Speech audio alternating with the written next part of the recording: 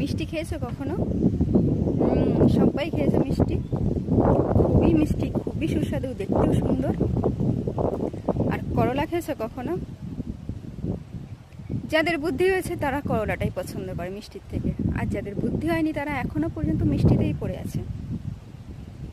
মিষ্টি যতটা দেখতে সুন্দর, যতটা খেতে স্বাদ, শরীরের জন্য কিন্তু ততটাই ক্ষতিকর। আর করলা দেখতেও কলাকার, খেতেও তেতো বিশ্রী, কিন্তু শরীরের জন্য খুবই উপকার।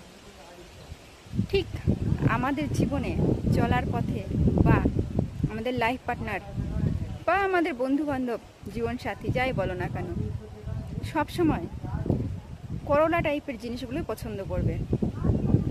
অবশ্য যাদের বুদ্ধি হয়নি তারা সবসময় মিষ্টির দিকেই দৌড়বে।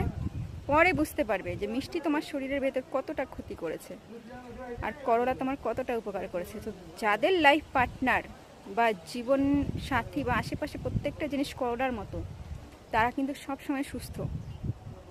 আর যাদের লাইফ পার্টনার বা জীবনসাথী বা আশেপাশে যে কোনো জিনিস মিষ্টির মতো, তারা কিন্তু সবসময় ক্ষতিগ্রস্ত।